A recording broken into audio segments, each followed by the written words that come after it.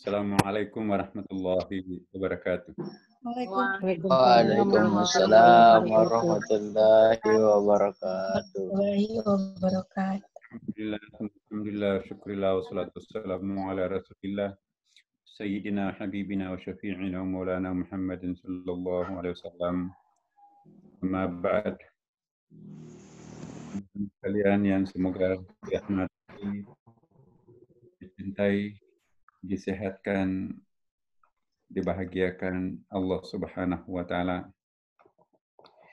Marilah kita mengawali acara ini dengan mengirimkan surah Al-Fatihah. Semoga pahalanya tercurah kepada kedua orang tua kita, baik yang masih hidup maupun yang sudah mendahului kita, guru-guru kita yang dulu menyadarkan kita mengenal Allah, mungkin mulai dari sekolah dasar yang mengajarkan kita pertama kali membaca ayat suci Quran kecil alif ba ta ta itu. Bayangkan mukanya. Mari kita tundukkan kepala sejenak. Pada saat sekarang ini juga kita tetap memohon kepada Allah Subhanahu wa taala semoga virus tentaranya Allah ini bolehlah berkeliaran di sekitar kita tetapi sudah jinak. Mudah-mudahan kita semua para jamaah di sini bisa menjadi pawang-pawang corona.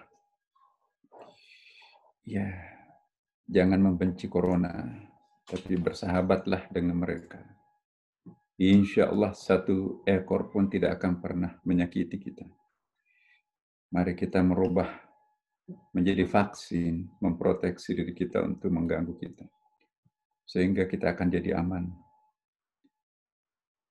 Dia siapa sih sebetulnya? Mereka semuanya adalah tajallinya Allah. Kita pun juga tajallinya Allah. Semua yang ada adalah manifestasinya. Mereka adalah kita. Kita pun juga adalah mereka. Tidak ada bedanya kita dengan siapapun. Bahkan kita pun juga adalah wujud relatifnya Sang Maha Mutlak Wujud. Dengan asumsi seperti ini, maka insya Allah kita akan aman. Ala hadhihi niyah wa ala kulli niyatin salih. Al-Fatihah. A'udzu billahi minasyaitonir rajim. Bismillahirrahmanirrahim. Alhamdulillahi rabbil alamin arrahmanir rahim maliki yaumiddin. Iyyaka na'budu wa iyyaka nasta'in ihdinas siratal mustaqim. Siratal ladzina an'amta 'alaihim ghairil maghdubi 'alaihim waladdallin. Amin. Selanjutnya teman-teman tetap saya meminta kita tundukkan kepala sejenak. Mari kita pejamkan mata. Ya. Mari kita melihat langit di pelupuk mata kita sendiri. Bayangkanlah kita seolah-olah ada di angkasa luar. Tidak ada penghuninya. Yang ada adalah pemandangan tanpa batas. Tidak panas dan tidak dingin, bahkan sejuk. Seperti malam di sana. Ada cahaya mata bintang, cahaya bulan. Kita berada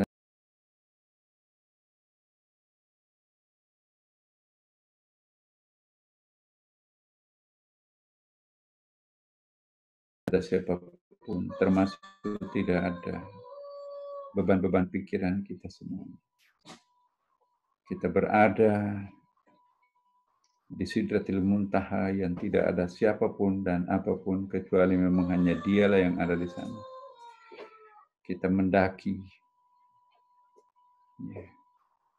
Mari kita serahkan diri kita kepada Allah Subhanahu wa taala. Kita bermunajat. Aminkan dalam hati doa yang kita akan sampaikan, Bapak Ibu. Ya Allah, Ya Tuhan kami, pada bulan suci Ramadan yang penuh berkah ini, pada hari Senin ini, kami duduk bersimpuh di hadapan-Mu. Tiada lain harapan kami semuanya kecuali memohon ridha-Mu, memohon berkah-Mu. Ya Allah, ya Tuhan kami,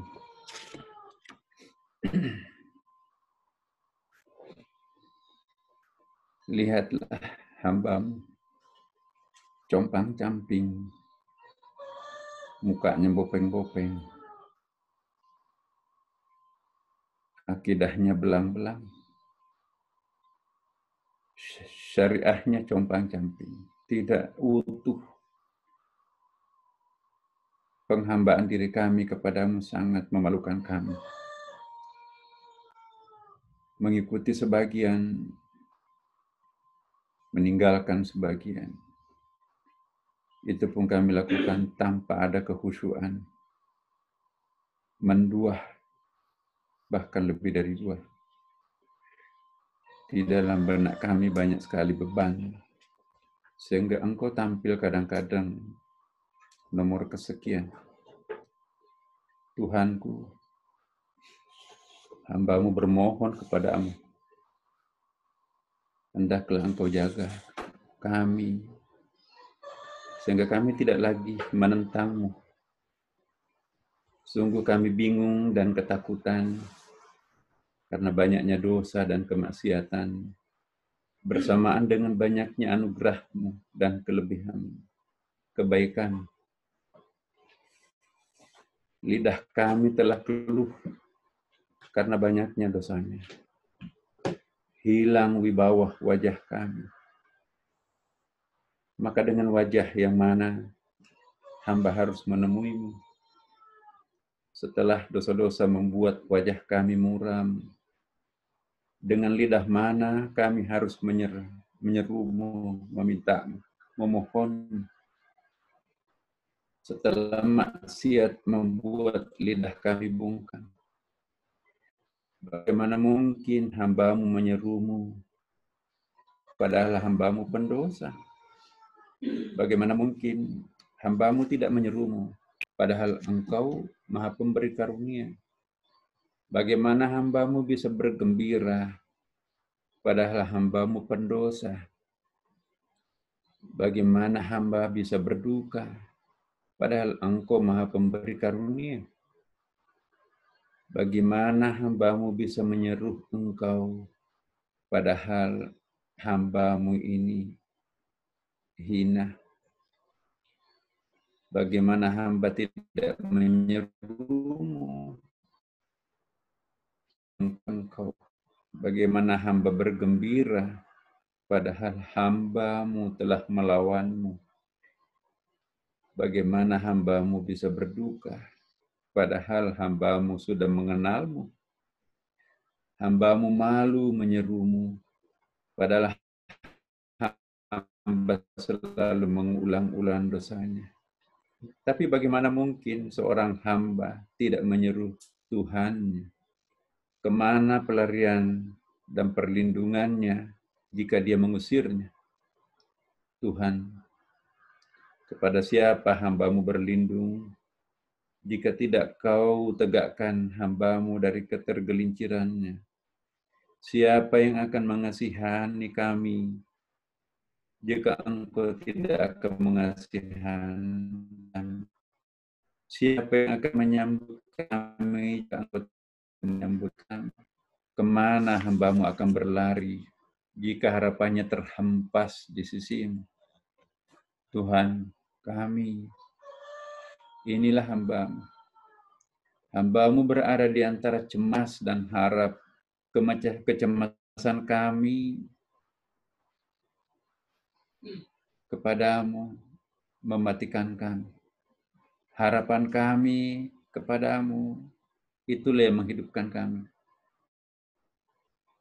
Tuhan kami, dosa-dosa adalah sifat kami.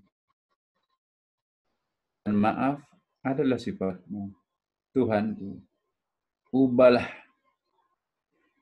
semuanya dari diri kami yang senantiasa melupakan diri-Mu setiap saat. Tuhan kami,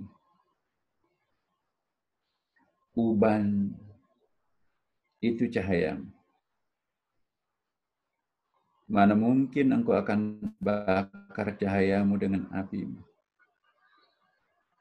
Tuhanku, surga itu kampungnya orang-orang baik, tapi jalannya melewati neraka.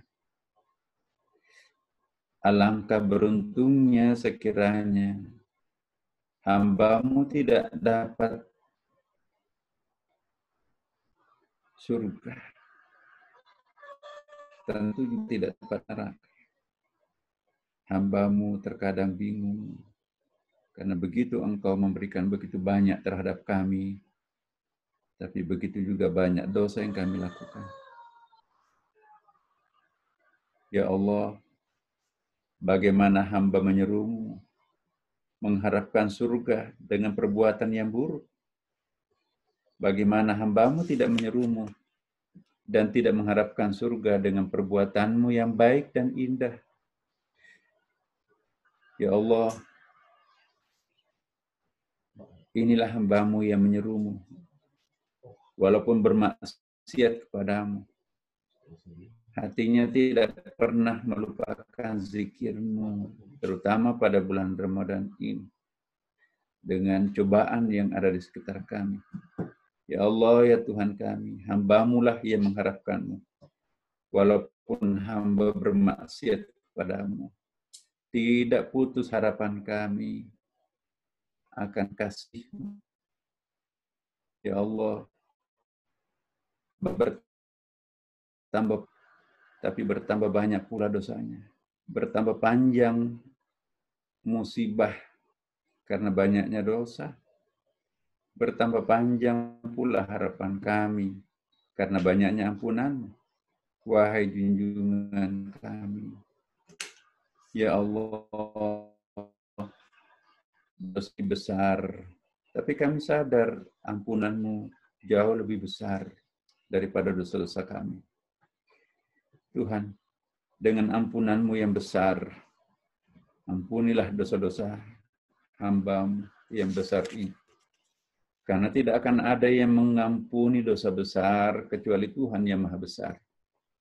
Ya Allah, hamba-Mu lah yang membuat perjanjian dengan-Mu, tapi hamba-Mu pula putuskan janjinya.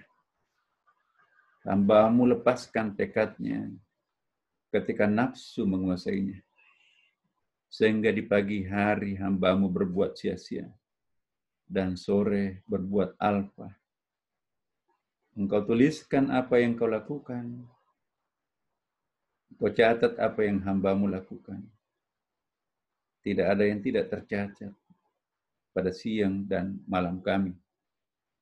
Ya Allah, dosa hamba tidak akan menyusahkan-Mu.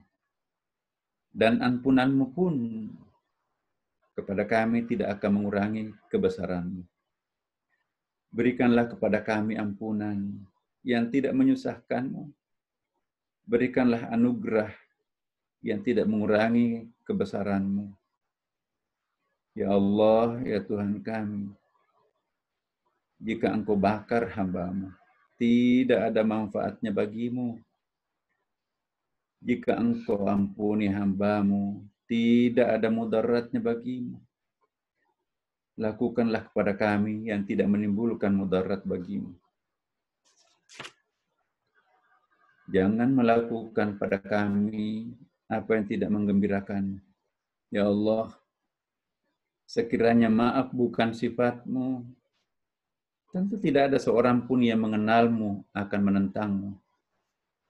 Ya Allah, sekiranya Engkau tidak pemurah dengan ampunan-Mu, kami tidak akan maksiat kepadamu dan tidak akan mengulangi dosa-dosa itu. Ya Allah, sekiranya ampunan bukan hal yang paling Engkau cintai, maka tak seorang pun makhluk yang paling Engkau cintai berani menentang. Ya Allah, harapan kami darimu hanyalah ampunan. Sangka kami padamu hanyalah kebaikan. Selamatkanlah kami dari ketergelinciran ini. Ya Allah, sudah terjadi apa yang terjadi. Wahai Dia yang penuh santun kepada yang memusuhinya. Lihatlah kami semua di pagi hari ini. Kami bersimpu di hadapan-Mu, ya Allah. Ya Allah, ya Tuhan kami. Engkaulah yang Maha menjawab bila ada yang menyerumu. Engkaulah yang dengan kebesarannya menebarkan awan. Engkaulah yang pernah berkata, ya Allah, siapa yang menyeruku, tidak aku jawab. Siapa yang meminta kepadaku, tidak aku beri. Siapa yang berdiri di depan pintuku, tidak aku sambut. Engkaulah yang berkata, aku Maha Pemurah, dariku kemurahan. Aku Maha Pemberi, anugerah dariku anugerah itu.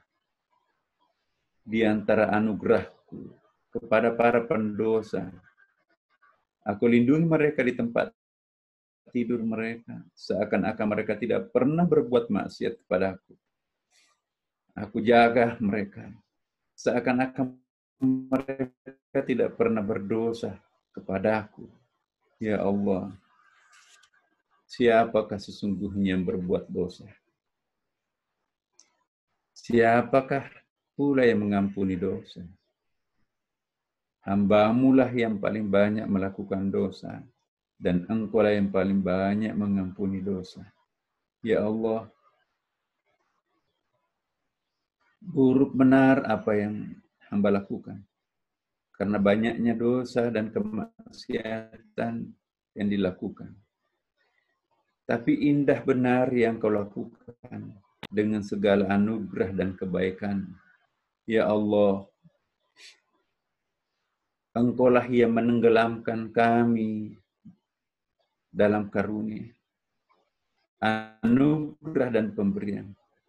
Hamba-Mu lah yang menenggelamkan dirinya sendiri dalam dosa, kebodohan, dan kesalahan.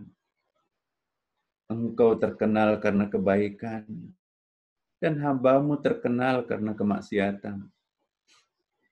Ya Allah, telah sempit dada ini. Hamba-Mu, dengan obat apa kami harus sembuhkan dosa ini? Berapa banyak hamba-Mu harus bertaubat setiap hari, taubat besok tergelincir, taubat tergelincir lagi. Hamba-Mu malu terhadap-Mu, ya Allah. Berapa kali hamba-Mu harus kembali kepada-Mu? Berapa banyak hamba-Mu harus sebutnya pada siang malam? Sampai kapan padahal telah hamba habiskan umur? Ya Allah, ya Tuhan kami, inilah hamba-Mu. Tanda-tanda ketuaan sudah muncul pada badan kami, tapi tidak kunjung ada perubahan berarti dalam hidupnya. Ya Allah, ya Tuhan kami, lama penderitaan ini. Rapuh tulang kami, ringkuh tubuh kami, sedangkan dosa kami tetap bertumpuk di atas punggung kami. Hanya kepadamu lah, wahai junjungan kami adukan kefakiran dan kemiskinan ini, kelemahan ini dan ketakberdayaan ini. Ya Allah, ya Tuhan kami, sudah tidur semua yang punya mata setelah mereka sholat subuh, beristirahat di tempat tinggalnya. Sedangkan kini gemetar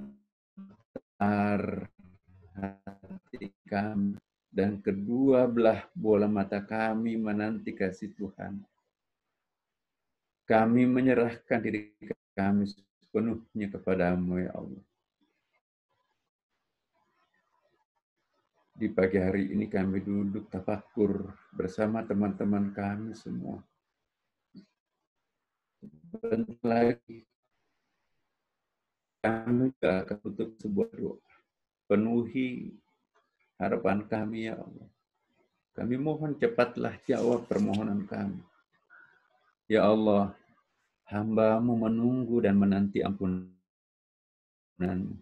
seperti yang ditunggu para pendosa. Hamba-Mu tidak akan pernah berputus asa dari rahmat-Mu yang dinantikan mereka yang berbuat kebajikan. Ya Allah, apakah akan Kau bakar dengan neraka wajah kami yang sudah rebah beribadah kepada-Mu? Ya Allah, apakah akan Kau bakar dengan neraka mata kami yang sudah menangis takut kepada-Mu? Ya Allah, apakah akan Kau bakar dengan neraka lidah kami yang sudah membaca Al-Quran? Ya Allah, apakah akan Kau bakar dengan neraka hati kami yang sudah mencintai-Mu? Ya Allah, apakah akan Kau bakar dengan neraka tubuh kami yang sudah merendah kepada-Mu? Ya Allah, apakah akan Kau bakar dengan neraka seluruh anggota badan kami yang sudah ruku, sujud, dan hari ini berpuasa menjalankan perintah-Mu? Ya Allah, Engkau perintahkan hamba-Mu berbuat baik, padahal Engkau yang maha baik lebih utama daripada mereka yang diperintahkan. Engkau perintahkan hamba-Mu memberi orang yang meminta, padahal Engkau lah yang terbaik yang diminta. Ya Allah, jika Engkau menyiksa hamba-Mu memang seorang yang patut untuk disiksa. Hamba-Mu seorang hamba yang Kau ciptakan. Tapi untuk apa yang Kau kehendaki, yang Kau ciptakan, Engkau siksa. Jika Engkau selamatkan hamba, maka Engkau akan mendapati kami berbuat kesalahan, lalu Engkau selamatkan kami. Memang Engkau maha pencinta. Engkau menciptakan kami semuanya dengan cinta. Ya Allah, tidak ada jalan bagi kami untuk melindungi diri dari dosa-dosa, kecuali dengan penjagaan. Tidak ada cara untuk mencapai amal yang baik, kecuali dengan kehendak-Mu. Bagaimana mungkin hamba dapat menjaga diri jika tidak Engkau sampaikan kepada kami penjagaan-Mu? Ya Allah, Kau tutupi bagi kami semua dosa di dunia ini dan tidak Engkau sebarkan. Kami mohon aib yang pernah kami lakukan tidak Engkau bongkar di dunia maupun di padang mahsyar. Janganlah Engkau permalukan hamba pada hari kiamat nanti di hadapan seluruh penghuni alam semesta. Hanya Engkau lah yang mengetahui seluruh rahasia kami.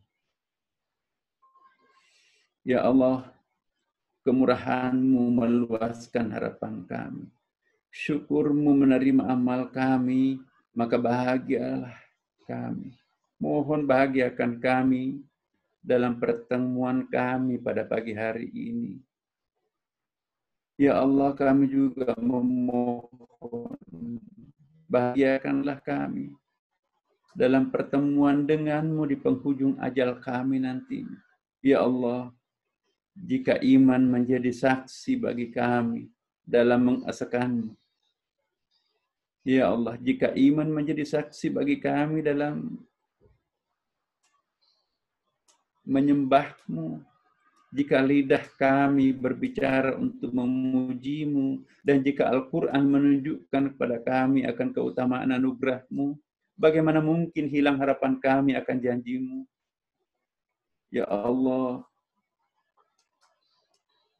inilah hamba-Mu yang membunuh dirinya dengan pedang kemaksiatan, sehingga pasti memperoleh dari sisi-Mu pemutusan dan penolakan.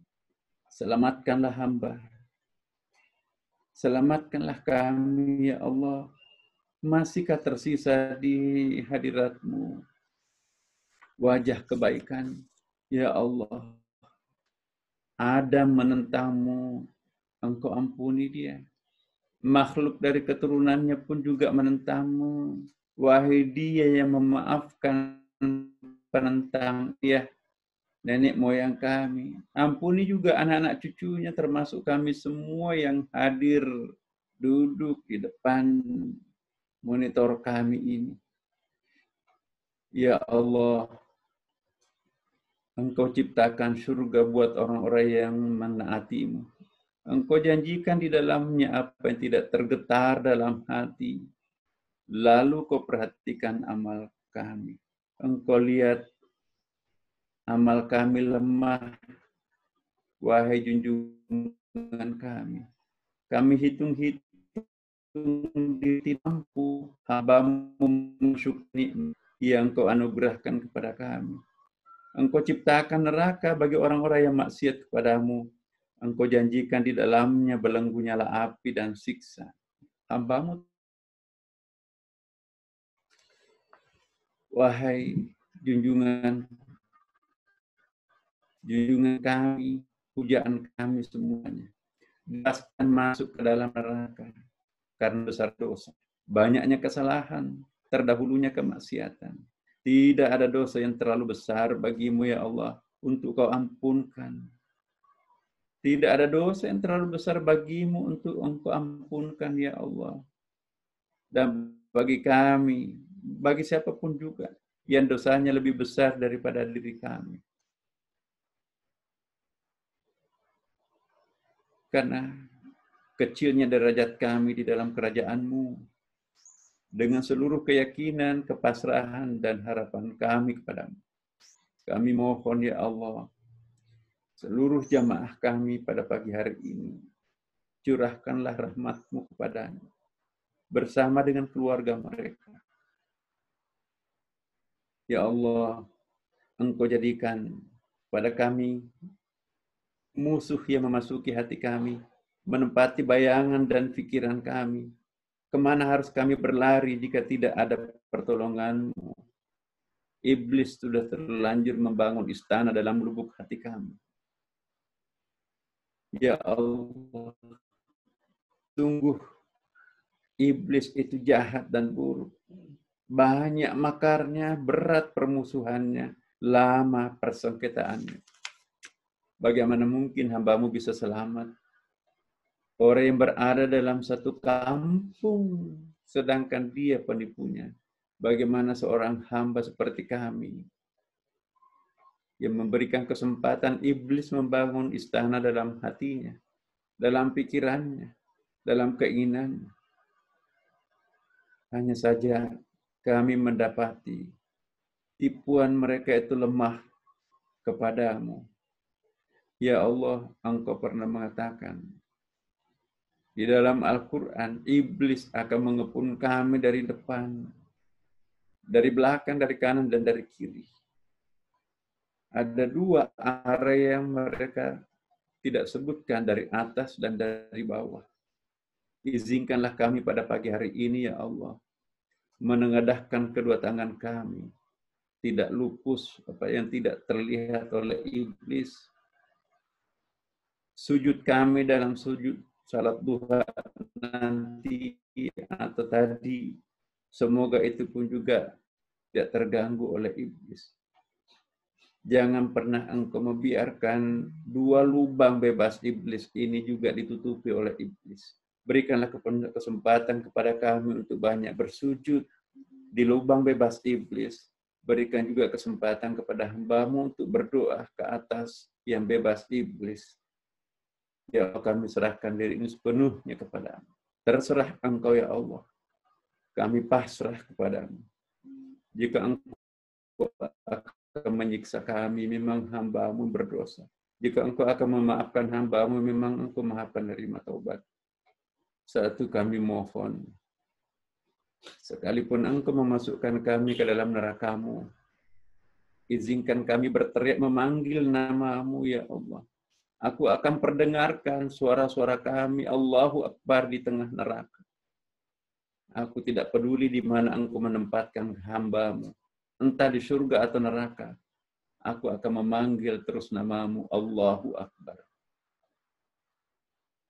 Ya Allah, muliakanlah hamba-Mu yang duduk bersama kami pada pagi hari ini. Selamatkanlah mereka, rukunkanlah keluarga mereka, bukakanlah rahasia-rahasia-Mu terhadap mereka. Bantulah urusan-urusan mereka. Kami tahu di antara jamaah kami banyak kesulitan dalam hidup. Berikanlah jalan keluar. Kami sangat yakin terlalu mudah bagi-Mu, ya Allah, jika Engkau akan menyelesaikan urusan teman-teman kami semua. Teman-teman semuanya, mari kita berikrar pada pagi hari ini, merubah dan berubah. Semoga hari-hari esok kita penuh kesadaran terhadap Allah Subhanahu wa taala. Al-Fatihah.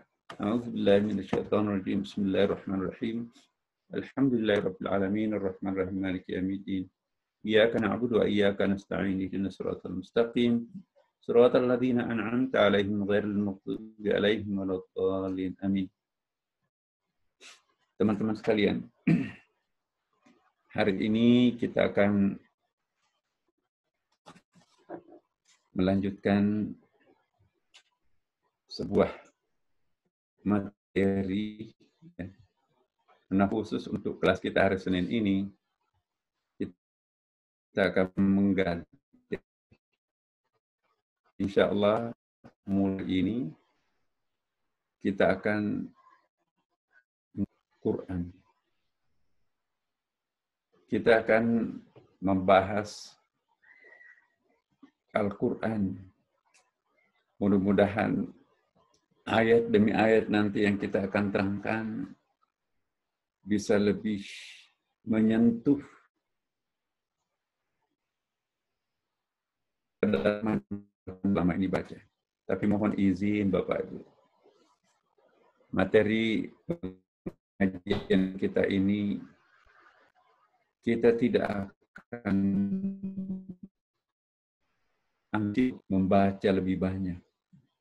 Satu ayat, tapi kita akan menelusuri mulai dari makna lahiriahnya sampai makna batinnya, berlapis-lapis makna Quran. Izinkan saya pada kesempatan ini dan seterusnya nanti insya Allah akan menelusuri makna-makna lahir batin Al-Quran. Karena Quran itu berlapis-lapis. Iqra, iqra, iqra, iqra. 4 kali iqra. Jibril menyampaikan kepada Nabi Muhammad SAW.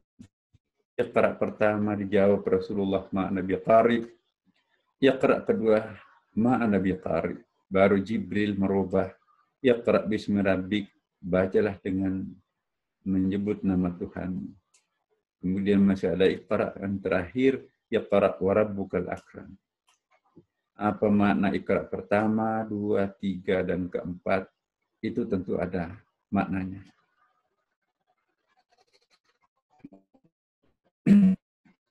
Itu mohon izin mengajak sekali lagi, karena ini adalah awal daripada sebuah pertemuan dari tafsir sofistik. Semoga Allah membukakan hijab-hijab kita semua sehingga kita mampu memahami kedalaman makna batin Al-Quran. Ala hadhihi niyyah wa ala kulli niyatin salih. Al-Fatihah. A'udzubillahi minasyaitonir rajim. Bismillahirrahmanirrahim. Alhamdulillahirabbil alamin, arrahmanir rahim, maliki yaumiddin. Iyyaka na'budu wa iyyaka nasta'in. Ihdinas siratal mustaqim. Siratal ladzina an'amta 'alaihim ghairil maghdubi 'alaihim waladdallin. Amin. Bapak Ibu sekalian, kita mulai hari ini memasuki dengan surah Al-Fatihah ayat pertama. Bismillahirrahmanirrahim. Kalau kita lihat dalam kitab tafsir, banyak pendapat tentang basmalah, apakah itu ayat pertamanya surah Al-Fatihah atau bukan. Pendapat Imam Malik, Abu Hanifah, basmalah itu bukan, karena itu mereka membaca Alhamdulillahirrahmanirrahim. Di situ dia mulai keras. Karena itu ayat pertamanya Alhamdulillahirrahmanirrahim. Tapi Imam Syafi'i, mazhab yang paling banyak dianut di dunia sekarang ini, termasuk di Asia Tenggara, Indonesia, Mesir, ya, Afrika pada umumnya, sebetulnya juga Yaman, Syria, menganggap ayat pertamanya surah Al-Fatihah. Dalilnya banyak. Ya. Sab'ul Matani itu ada dalam Quran. Ya. Ada 7 ayat di dalam Al-Fatihah. Jadi kalau kita hilangkan basmalah berarti bukan Sab'ul Matani. Ya. Jadi Sittatul Matani. Padahal Quran mengatakan sab'a. Nah, ayatnya surah Al-Fatihah itu ada 7. Kalau kita hilangkan basmalah, berarti hanya 6 ayat. Tapi Imam Malik dan Abu Hanifah menganggap tetap 7 ayat. Karena ghairil maghdubi alaihim waladhdallin itu 1 ayat tersendiri. Jadi dia bagi 2. Siratal ladzina an'amta alaihim 1 ayat, ghairil maghdubi alaihim waladhdallin ayat lain. Sehingga tetap menjadi 7 ayat. Hanya ada masalah. Kalau surah Al-Fatihah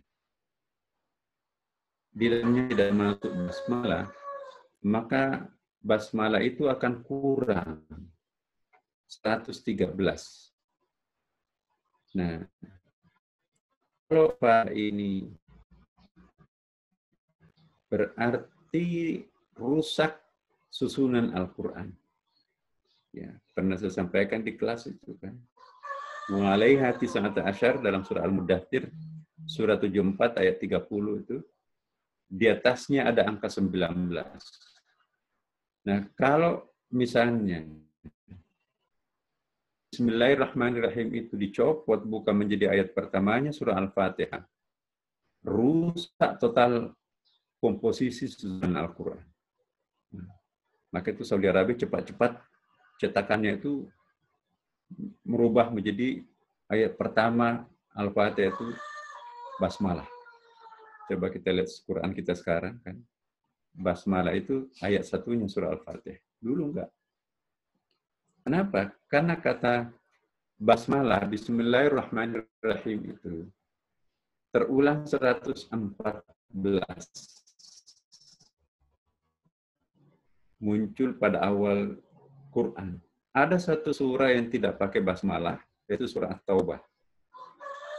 Tapi juga ada satu surah yang double basmalahnya, yaitu surah An-Naml. Suratnya Nabi Sulaiman kepada Ratu Balqis, innahu min Sulaiman wa innahu bismillahirrahmanirrahim. Kalau ada basmalahnya surah At-Taubah, maka 115 basmalah dalam Quran tidak bisa dibagi 19. Ya. Karena ada satu surah double basmalahnya, surah An-Naml. Ada satu surah yang tidak ada basmalahnya, surah Taubah. Ya. Kata ismon itu sudah baik itu kan ada ismon, bismi. Jadi ada ismon di situ. Jumlah ismon dalam Quran persis 19. Jadi kalau kita hilangkan basmalah pada surah Al-Fatihah, maka ismon hanya 18. Tidak kompatibel dengan ayat wa 19. Nah, kemudian jumlah penyebutan Allah, ya, Allah dalam Quran sebanyak 2.698.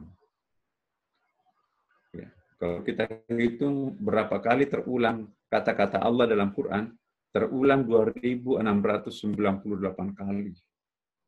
Itu kalau dibagi 19 sama dengan 142. Kalau basmalahnya surah Al-Fatihah itu dicopot, maka itu akan merusak total. Karena hanya akan kita temukan 2697. Maka tidak bisa dibagi 19. Jumlah Ar-Rahman dalam Quran 57 kali. Itu dibagi 3 sama dengan, dibagi 19 sama dengan 3. Jumlah Ar-Rahim terulang 114 kali dalam Quran. Dibagi 19 sama dengan 6. Coba, itu menurut sarjana matematik, angka pembagi yang paling berat itu ialah kombinasi angka paling tinggi dan paling rendah. 1 dan 9 kan. Nah, 19. Sekian lama kitab-kitab tafsir bingung apa maksud mu'alaiha tis'atasyar. Sahabat Nabi pun juga enggak pemahamannya apa yang dimaksud. Di atasnya ada angka 19.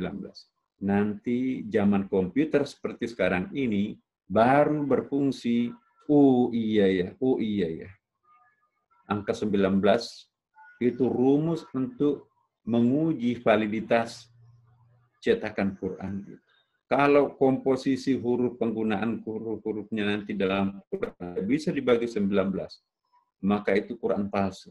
Inilah yang disebut inna nahnu nazzalna dzikr wa inna lahu lahafidun.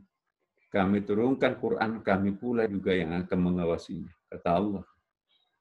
Kita lihat Bismillahirrahmanirrahim itu. Hurufnya juga 19. Huruf Sin, Mim, Alif, Lam, Ha. Tasdik itu juga satu huruf tuh. Madnya juga satu huruf. Ya. Alif, Ra, Ha, Mim, Nun. Alif, Ra, tasdik, Ha, Ya, Mim. Itu 19. Nah, coba kita lihat nanti. Iqra' bismi rabbikal ladzi khalaqal insana min 'alaq, iqra' rabbukal akram, alladzi 'allama bil qalam. 5 ayat yang Allah turunkan pertama, itu kalau kita urai, kosakatanya itu 19. Subhanallah. Jumlah juga ada 19 ayat kan, surah Al-Alaq itu. Nah, coba nanti Bapak Ibu lihat Qul a'udzu birabbin nas, Qul a'udzu birabbil falaq, sampai anak tangga ke-19 berjumpa dengan Iqra' bismi rabbik. Dari atas lagi, amma yatasaalun, turun, bawa abasa, dan seterusnya. Persis anak tangga ke-19 jumpa lagi dengan Iqra'. Jadi dari atas ketemu anak tangga 19, dari bawah ketemu anak tangga 19. Dahsyat itu. Alif lam mim, kaf ha ya ain sad, qaf nun, dan seterusnya. Sekian lama itu kita bingung tuh apa maknanya itu. Hanya dikatakan Allahu alam bimuradihi. Terutama alif lam mim itu. Coba kita alif lam mim. Surah Al-Baqarah itu hampir 3 juz. Suruh komputer mengindeks, gampang kok itu. Seluruh kosakata yang diawali dengan alif, suruh JJ 1.502 kosakata yang diawali dengan alif, kosakata yang diawali dengan lam, dan 2195 akan menjadi awal daripada kosakata mim itu. Nah, alif tambah lam tambah mim tadi itu, kalau kita jumlahkan semua 9.069 kosakata yang diawali dengan alif lam mim. Itu kalau dibagi 19 sama dengan 521.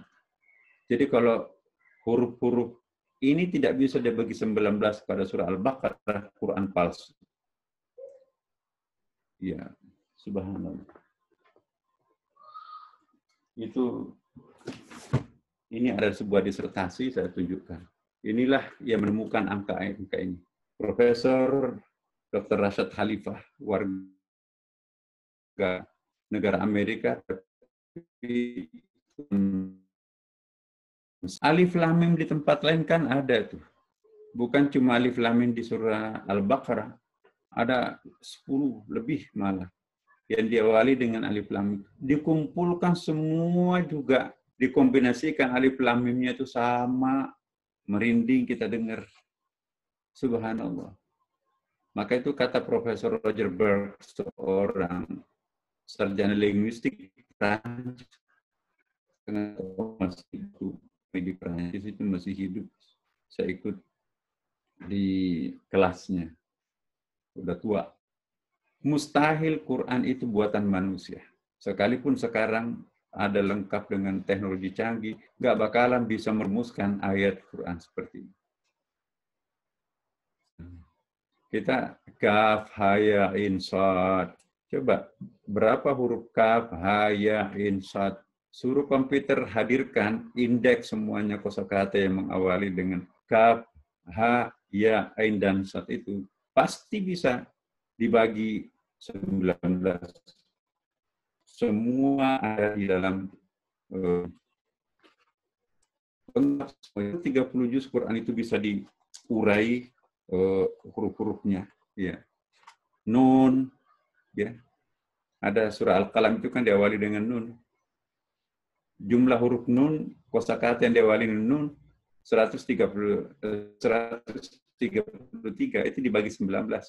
Qaf, ada kan Fawatiswar diawali dengan huruf qaf. Jumlah huruf qafnya dibagi 19. Ya. Ada juga qaf pada surah Qaf 57 juga, persis sama huruf qafnya itu. Ditambahkan 2 surah diawali huruf qaf, dua-duanya bisa dibagi 19. Masya Allah. Coba tadi kita lihat kaf, ha, ya, ain, shad dalam surah Maryam itu kan huruf kafnya terulang 137, ha-nya 175, ya-nya 343, ainnya 117, shad-nya 26, sama dengan 798 dibagi 19 sama dengan 42. Ada kesuci yang bisa pembagi 19. Pada sarjana matematik, angka pembagi yang paling berat itu justru angka 19, karena kombinasi angka paling tinggi dan paling bawah, 1 dan 9. Nah, ini keajaiban Al-Quran. Teman-teman. Itu baru satu segi dari Quran. Malah ada satu buku lagi yang Roger Berg itu ya dari Prancis. Nah, kalau itu kita bikin 15 baris, maka Quran itu nanti akan muncul keajaiban lain. Saya tunjukkan bukunya. 1 menit.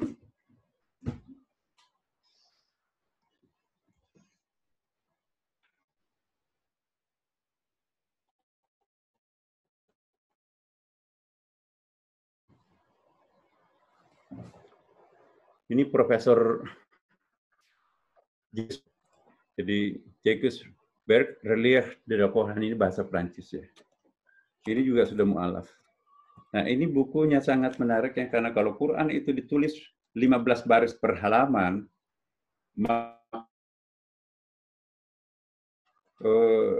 kata-kata yang bersinggungan, contohnya ini mungkin bisa dilihat teman-teman, bisa dilihat.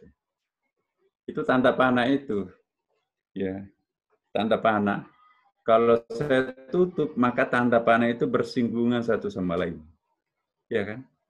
Yang menarik, fabi ayyi alai rabbikuma tukadziban itu kan ada 30 jumlahnya kan. Kanan kiri itu kalau saya tutup Quran, maka fabi ayyi alai rabbikuma tukadziban itu bersinggungan fabi ayyi ala sebelah kanan kiri. Mustahil Quran itu buatan manusia. Ini kata Profesor Roger Berg. Nah, buku ini mengislamkan banyak orang di Prancis. Iya. Nah, buku ini mengislamkan luar biasa banyaknya orang di Amerika. Jadi 2 buku ini, ya, paling karena itu Nggak mungkin ilmu dari mana yang bisa digunakan untuk bisa menyusun kosa-kosa kata seperti tadi. Dan ada lagi satu buku yang paling banyak menghebohkan Amerika, itu bukunya, saya minta ini.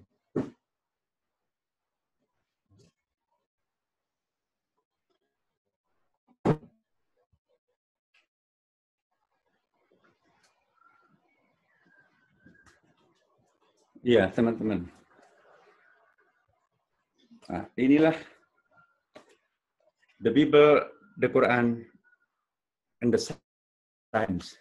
Ini karangan Moritz Bucaille. Ya. Buku ini ya sayanya dibaca terbalik itu kayak kalau di monitor. Tapi buku ini dahsyat. Pernah dilarang beredar di Amerika pas 9/11 itu. Salah seorang teroris yang diinterogasi itu, kenapa kamu membela Islam mati-matian?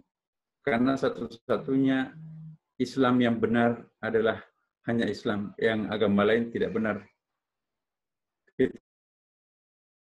Dan hanya Quran. Kata polisinya, kata siapa? Itu kata buku ini, Moritz Bucaille.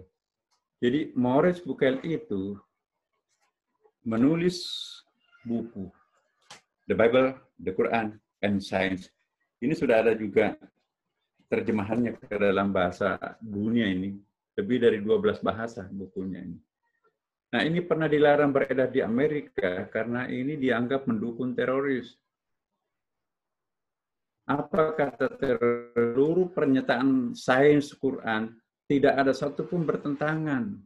Nah, kata siapa? Ya, itu kata buku ini. Nah, apa yang terjadi, teman-teman?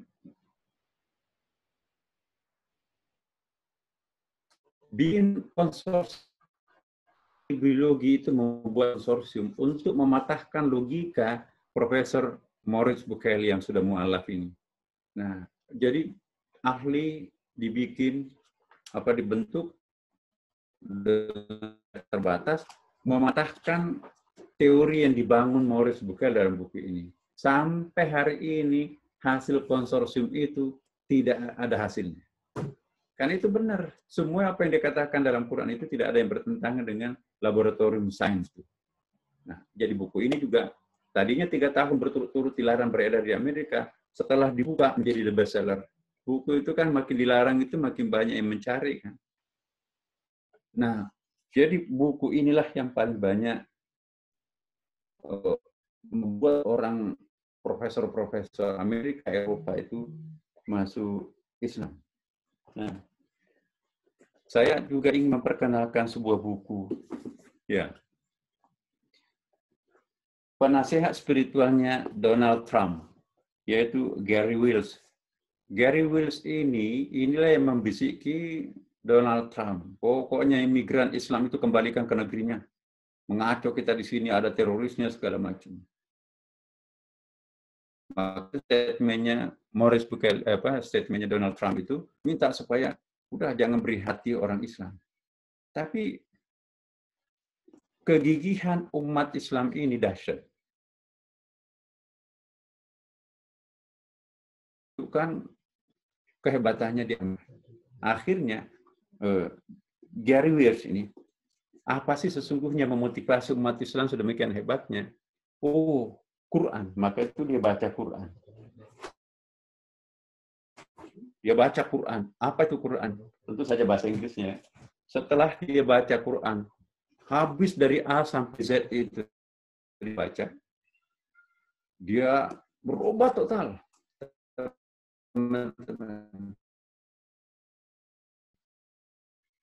Kenapa? Dia kumpulkan seluruh rektor di Amerika. Siapa dia yang pernah volume itu? Ada nggak? Tidak ada satupun rektor di Amerika yang pernah membaca A sampai Z. Kalau begitu jangan memberikan penilaian apapun terhadap Quran kalau kalian tidak pernah membaca Quran 30 juz. Saya sudah pernah menghabiskan waktu cukup lama membaca Quran dari awal sampai terakhir. Orang Barat itu kan kuat membaca. Hasil kesimpulan bacaannya dia tulis dalam satu buku. Nah, What the Quran means and why it matters. Inilah bukunya. Ini buku menyingkap, berbalik 180 derajat. Sebelum Gary Wills membaca Quran, sangat anti terhadap umat Islam. Tapi sekarang, setelah membaca Quran, dia menulis buku. Apa isinya buku ini? Terkagum-kagum luar biasa. Ternyata Islam yang kami pahami beda dengan apa yang dijelaskan di dalam Al-Quran. Rekomendasinya, Quran itu adalah kitab kemanusiaan, bukan hanya milik umat. Ini the bestseller nih, karena seorang Amerika, Pak Presiden Amerika, tiba-tiba kok berubah paradigma yang sedemikian dahsyat. Nah, teman-teman, itu baru sedikit yang dia pahami dari Quran, tapi sudah bisa berubah. Nah, hari ini kita akan memasuki suatu pengajian yang mohon maaf ya, agak sedikit lebih jelimet ya. Karena kita akan mempreteli sampai ke dalam-dalamnya Quran itu. Tentu saja sesuai dengan keterbatasan saya yang al-faqir ini ya, saya bukan ahli, banyak ahli lebih hebat dari saya. Tapi saya akan berusaha untuk memperkenalkan Quran itu dalam berbagai macam lapis kedalamannya. Nah, ya saya tidak masuk ke ulumul Quran langsung materi ini, mestinya kan ada prolognya dulu, tapi saya percaya semua yang ikut di sini pernah ikut di kelas kita di entah itu di Nuh, entah itu di Paramadina, entah itu di Sunda Kelapa, Istiqlal, atau di kelas. Mari kita lihat. Bismillahirrahmanirrahim. Waktu kita terbatas ya.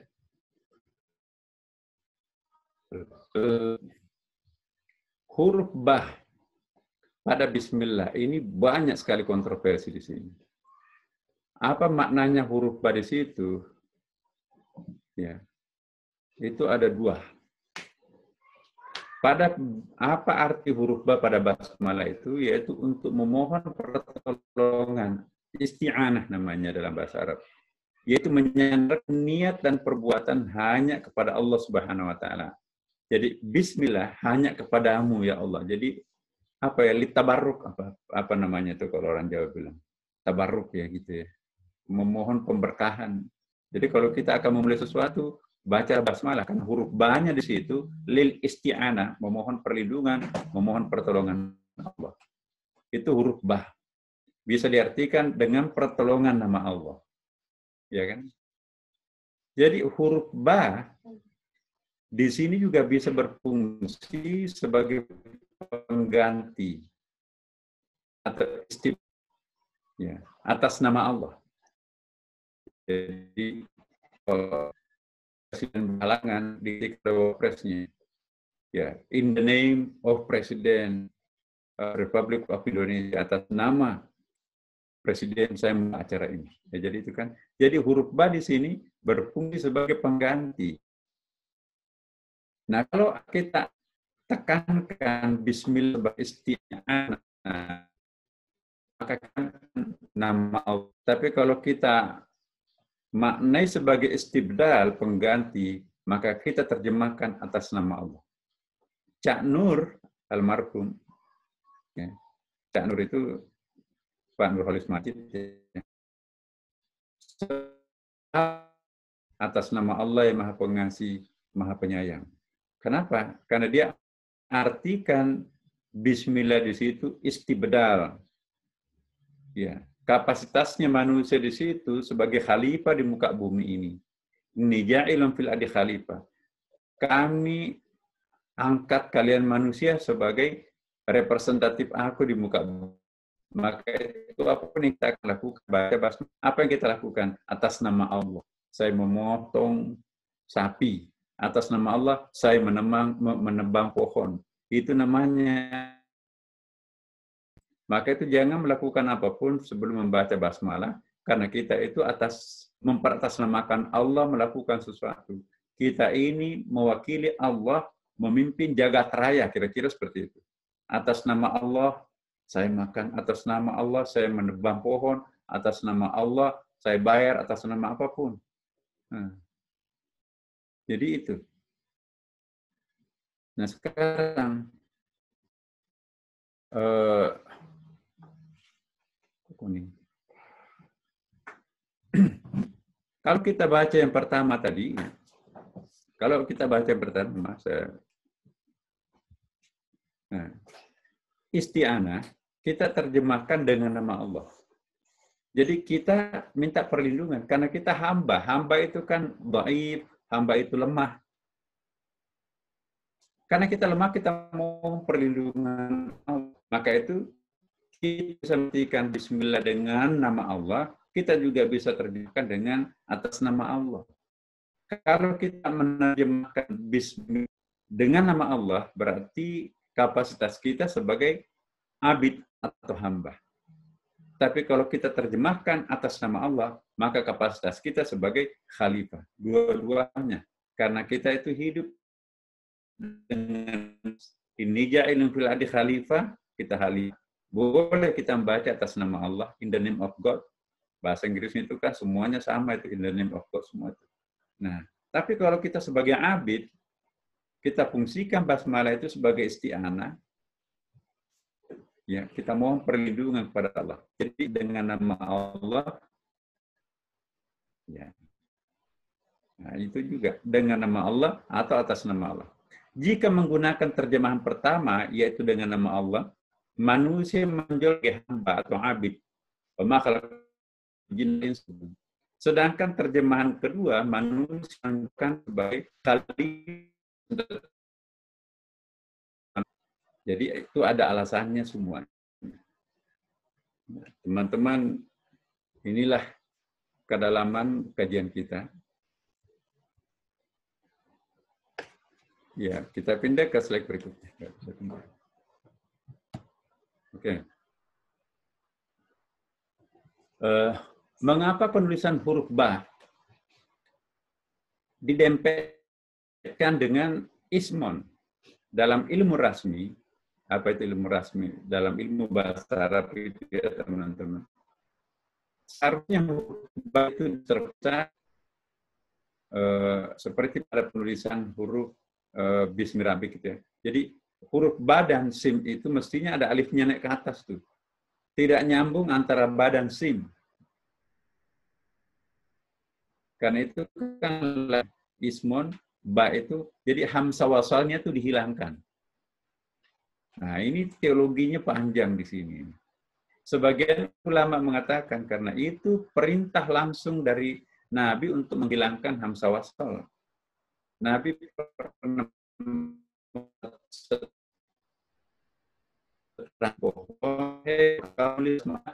sambungin kayak gini, jangan pakai hamzah wasal lagi. Jadi apa Nabi buta huruf atau enggak? Kalau Nabi buta huruf, ngapain orang menulis seperti itu? Sesuai huruf ba, lalu huruf itu disambungkan dengan ismun. Jadilah bismi. Jadi kalau kita lihat bismi sudah enggak ada lagi. Jadi bukan bismi. Perhatikan itu. Nah, mudah-mudahan kursor saya kelihatan. Ini bismi. Yang sekarang dalam Quran kan. Nah ini biismi. Yang benar secara ilmu rasmi ini biismi, tapi yang tertulis dalam Quran bismi. Kenapa? Karena itu perintah Nabi. Ternyata ada maknanya. Sebagian ulama menekankan hikmahnya bahwa penyatuan itu dilakukan karena ada huruf Allah. Sesudah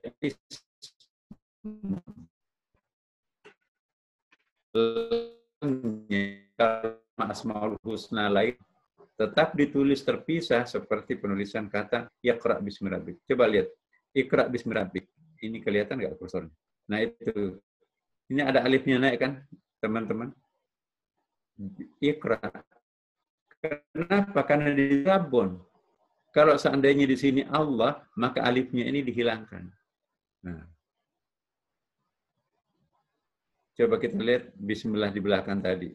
Ya, bismillah itu ini. Bismi. Itu bismi bukan seperti ini. Ibnu Ashur dalam tafsirnya At-Tahrir wa Tanwir ya, menjelaskan penyambungan huruf ba dengan ismun tanpa menggunakan hamzah wasal untuk membedakan tradisi Arab jahiliyah. Jika hendak melakukan sesuatu biasa menggunakan bismillah, bismil uzza. Al-Lata, Uzza, dan Manat itu ada 3 patung besar di depan Ka'bah, sembahannya orang jahiliyah pada waktu itu. Jadi Bismillah permukaan belah. Nah, penulisan Bismillah itu ada hamzah wasalnya, ini kan ada hamzah wasal. Nabi jangan, Allah itu bukan Lata, bukan Manat. Nah, itulah.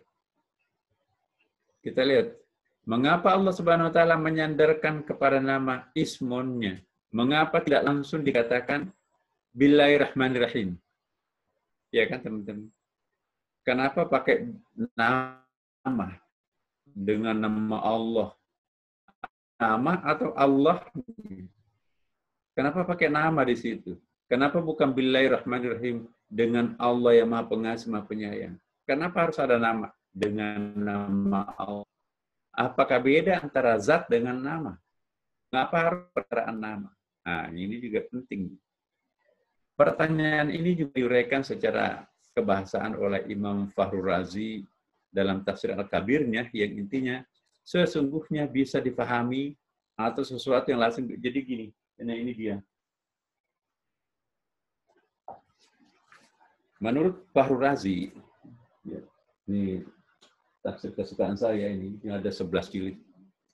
Oh, itu dia ulas di situ apa? Kalau saya jelaskan di sini kan terlalu berkutat kepada kebahasaan ya. Jadi mungkin nanti saya lewati aja. Nanti kalau pas S3 Quran boleh kita urai ini. Nah, dalam pandangan tasawuf, pertama kali dibedakan antara Allah sebagai lafaz agung, lafzul jalalah. Kalau Allah itu disebut lafzul jalalah, berada dalam level ahadiyah.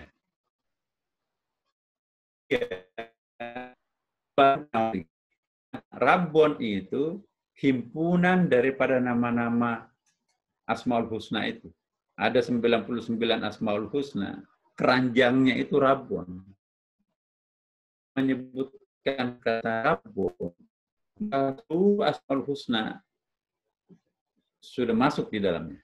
Jadi pemadatan nama itulah yang disebut dengan Rabbon. Karena itu Rabbon tidak masuk salah satu Asmaul Husna. Ya kan, nggak masuk kan Rabbon itu. Kenapa? Karena keranjangnya Asmaul Husna itu tadi, pemadatannya Asmaul Husna itu adalah Rabbon. Maka itu di level ahadiyah. Masuk kepada apa yang disebut dengan al-ayanut tabit.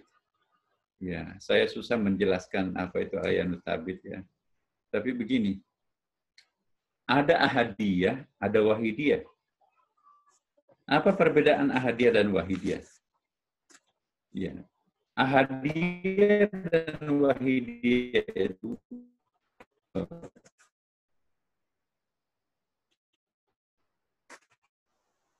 ahadiyah.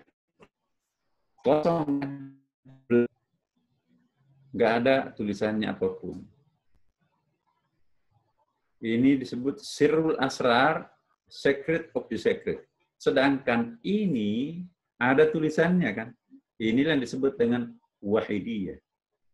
Inilah yang disebut dengan al-ayanut tabita. Inilah yang disebut wahidiyah. Ini juga tajalli pertama dan seterusnya, banyak istilah-istilahnya dalam teologi. Nah, sama-sama kertas, tapi di sini nggak ada bacaannya, jelas kita nggak tahu, tapi di sini ada tulisannya. Satu kertas, tapi dua sisi. Allah memiliki dua sisi. Sisinya yang pertama, ahadiyah, blame seperti ini. Sisinya yang kedua, wahidiyah. Jadi kalau ahad itu nggak ada duanya. Kalau wahidon, ada itnani, ada talata, dan seterusnya. Nah, ini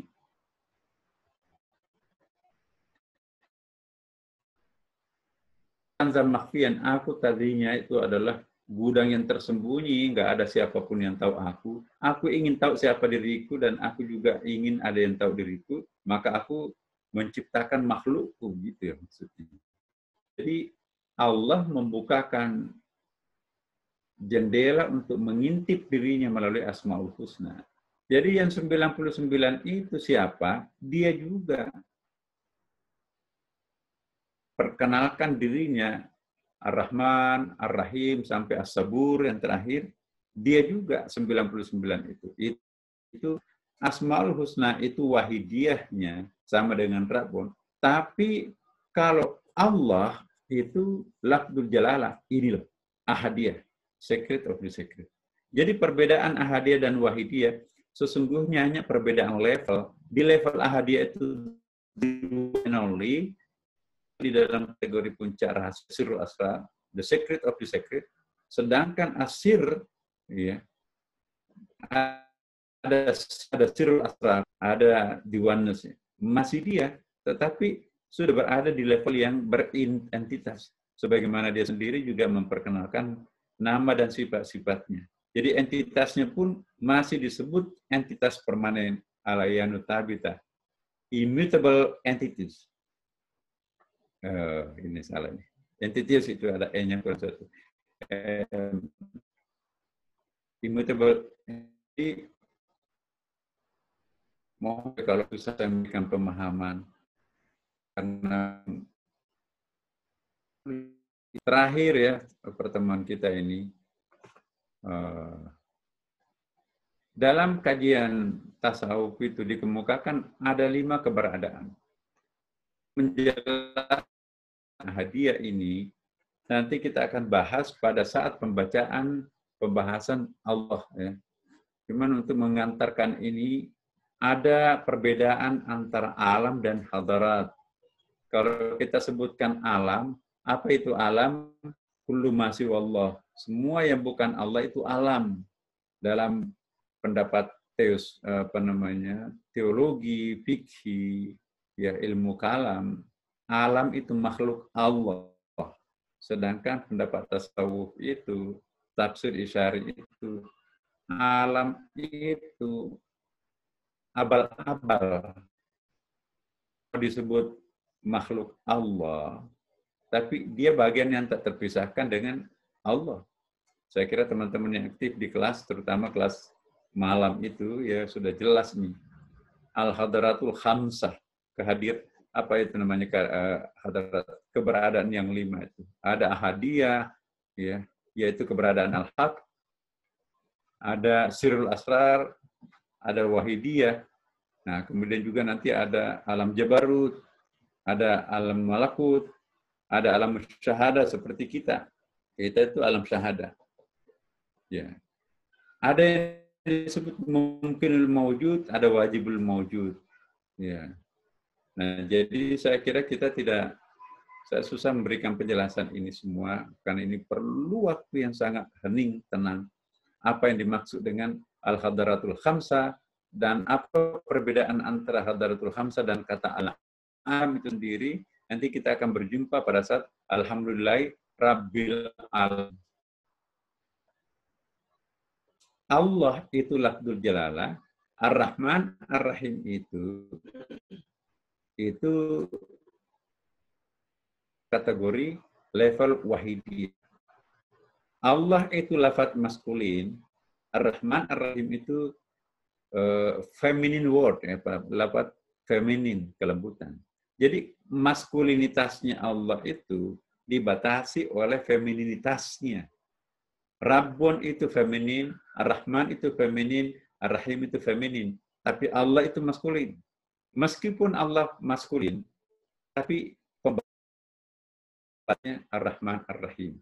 Jadi keseimbangan antara maskulin, feminin itu tergambar di dalam Al-Quran. Nah, jadi ada sifat-sifat jalaliyahnya, lafdzul jalalah Allah tadi, dan ada sifat-sifat jamaliyahnya, femininitinya tadi itu. Jadi ada sifat kejantanan, ya, maskulin, ada sifat feminin itu, ya, kelembutan, nurturing, ada jalaliyah itu struggling. Jadi ada strugglingnya, ada nurturingnya, ada jantannya, ada perempuannya, kira-kira seperti itu. Ada keras, ada lembutnya. Nah, kalau kita lihat dalam padanannya, inilah persamaan antara agama-agama lain sebetulnya. Kalau kita lihat di dalam agama kepercayaan Tiongkok kuno, agama Tao itu kan ada yang itu ahadiyahnya kira-kira. Yin itu wahidiyahnya. Kalau dalam Yahudi ada Ein Sof-nya, itu yang-nya, ya, atau jalaliyahnya, ada Sephiroth-nya, itulah yang disebut dengan wahidiyahnya. Kalau dalam agama Hindu, itulah yang disebut dengan Brahmasaguna, yang keduanya disebut Brahmanirguna, atau Atma dan Brahma. Dalam Kristen juga ada yang disebut personal God and impersonal God. Kalau kita bawa ke atas sebetulnya, simpul-simpul kepercayaan itu punya persamaan. Nah, disinilah kita akan melihat bahwa memang pikiran itu sebetulnya sumbernya dari mana? Dari Allah kan. Taurat, Injil, Zabur itu dari mana sumbernya? Dari Allah juga. Kalau orang mau berpikir jernih sebetulnya, nggak ada bedanya antara kitab suci dan hasil pikirannya. Nggak ada bedanya antara Taurat, Injil, dan fikihnya, syariahnya berbeda. Karena memang kan kurun waktunya berbeda, geografisnya berbeda. Tapi the substance itself itu adalah kita menuju kepada sebuah simpul-simpul yang sama. Karena itu teman-teman, saya ingin betul-betul apa yang kita lakukan di sini pendalaman. Ya, jadi ini pengajian agak sedikit membosankan ya, tapi mohon maaf teman-teman. Kita sudah sering disuguhi oleh pengajian-pengajian yang enak didengar, kayak dengarkan lagu gitu kan. Tapi jarang kita mau mendengarkan pengajian yang tingkat advance, yang memberikan pendalaman penghayatan. Nah, jadi ini betul-betul kalau kita sudah masuk ke kajian yang seperti ini, mikro ini, tidak kita apa ya, bukan permukaan kita bahas. Ini penting. Tapi sejak sahabat Nabi juga memang hal-hal seperti ini tidak menarik ya. Belum.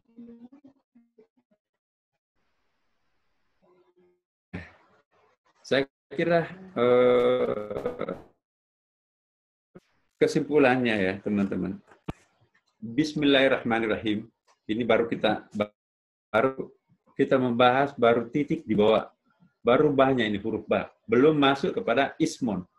Nanti kalau sudah masuk ke tingkat ismon itu lain lagi. Ini saya ingin perkenalkan di sini.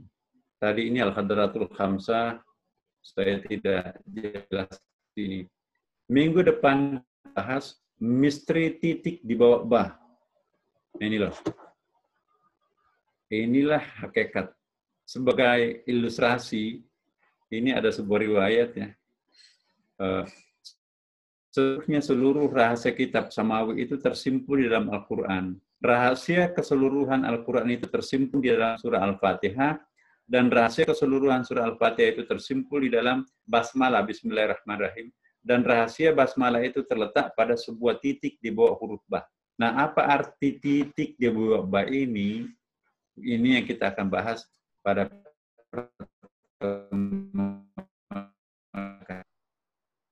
nanti. Waduh, ternyata kalau begitu kita berasal dari titik di bawah bah, dari titik yang ada di bawah bah itu. Penjelasannya seperti apa?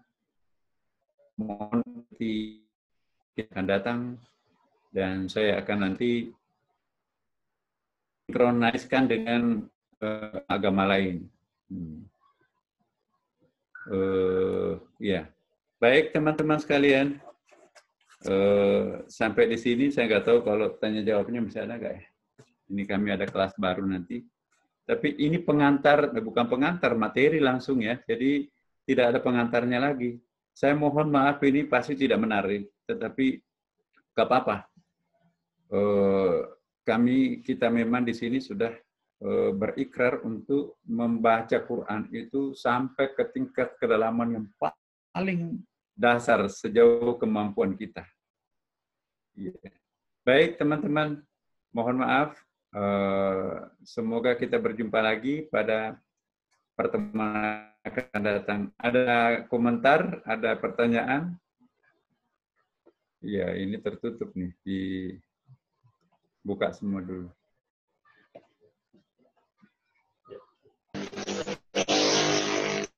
Pak, boleh tanya?